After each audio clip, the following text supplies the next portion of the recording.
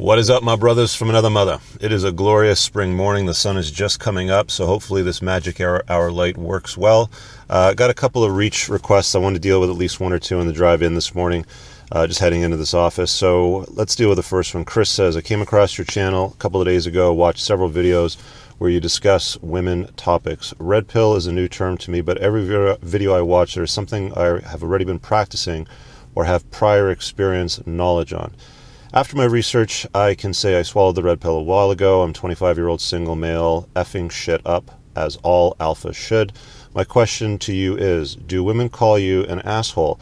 I get it often, and I admit that I can be a dick, but I absorb their comments as more of a backlash, that they hate that I do not want to take their shit.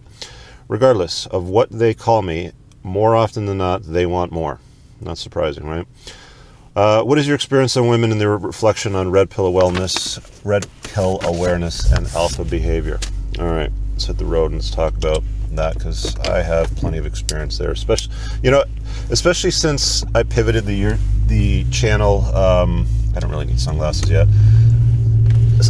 I pivoted the channel from talking about topics around entrepreneurship and interviewing my friends in their success rides to this natural progression of, working on becoming a better version of yourself, which included, of course, taking the red pill and becoming more aware, because there was some incidents in my life that really caused some serious problems and slowed me down.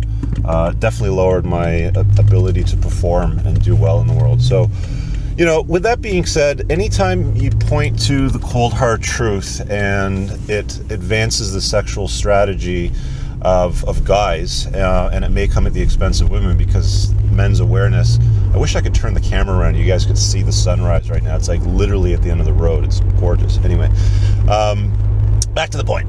Anytime you help a guy advance his own strategy, it's often going to come at the expense of the others. So when I tell guys certain things that may not necessarily be too flattering about women or female nature, they get upset about it, that this knowledge is known or that it's being shared, and that it could potentially be, to the advantage of a guy that she might be dating. I mean, for the last couple of years, I've gotten all kinds of random messages from women. I remember this one time, one of the first ones that came up, I did a video a couple of years ago on my experience dating a single mom. Try to remember to put the card up on the right if you haven't seen it. It's worth checking out. And I got messages from women from time to time saying that their boyfriends, date, whoever it is that they were seeing at that time had dumped them because of what their experience was. And then they started blaming me because of the video creation that I was making. It's like, lady, you need to take responsibility for your own life. If you're a bad partner or a bad spouse to the guy you're dating, that's on you. That's not on me. All I'm doing is pointing to facts and letting the dots connect themselves. As Rollo once said, I sometimes copy and paste comments into Twitter, which is where he's most active, and he responds with, women just like to point and sputter. They don't really have a response or an argument or anything to say that's relevant. It's what it typically ends up looking like from my experiences. You're bitter, you're hurt, who hurt you, you probably have a small penis, like some variation of that. And, there's some truth to what they're saying, maybe there is some bitterness, and of course there's some hurt, but that awakening that you're allowed to have as a guy, update your belief system to become a better version of yourself, should not be suppressed or held back because it may not advance female nature, for example. Letting guys know about key things that matter, I suppose, in the manosphere, as I like to say. I'm still a little stuck on that word. It's bizarre for me to say.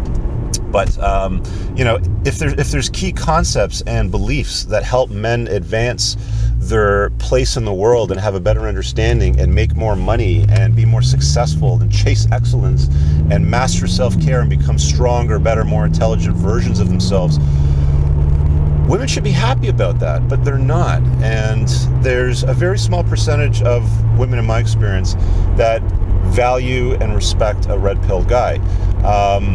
For the most part, they don't.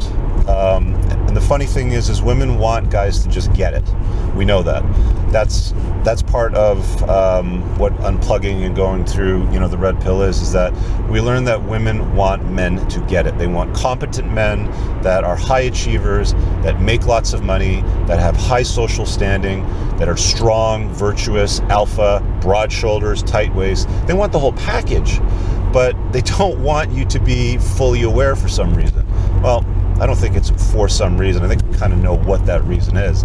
They just don't want that because it leads you to a stronger position. I think it was in the first Rational Male book, Rollo said that, there's always a balance of power that's kind of working while you're in intersexual dynamics. And it's the person that needs the other person less that is in a power of, or a more advantageous position, if you will. And I think that women want to be in a stronger bargaining position when it comes to navigating the sexual marketplace. Not all women, but for the most part. And that's why they get mad, and that's why they call you names or call you an asshole. I've been called an asshole my entire life by women.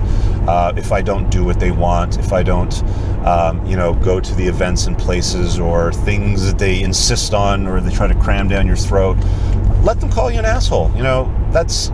If that's what they got, if the best that she's got is to call you a name or point and sputter, laugh it off, guys. Do you, be the best version of you. Chase your excellence. Do your own mission. Caring what these low value, high drama women think of you shouldn't matter. It shouldn't even be a thought or a consideration. Like water off a duck's back. And I'll close it with this one last point. When I say water off a duck's back, that's something my dad and my granddad used to tell me as a kid. It's a very English term. But another way of putting it is, there's this book I've just been kind of finishing up. I don't know if I'll do a review on it because I want to go through the second time, by Eckhart Tolle. And one of the concepts that he goes through is let things pass right through you. Things like traffic, you're stuck in a traffic jam, let it pass right through you. Bad weather, the rain's coming down, you don't have an umbrella, who cares, whatever it is, what it is, just deal with it. It's the same thing with when women get angry or call you names or suggest that you're an a-hole or anything like that. Who cares? At the end of the day, do you really care? Think about it that way. You're the man. Chase your mission. Fulfill your own excellence. Don't make a woman the focus of your life. Make her a compliment, and things will be well. I promise you that, my brothers. Anyway, I think it was Chris. I want to thank you for posting the question on reach.me. If you want to do the same, guys, it's just reach.me/Richard Cooper.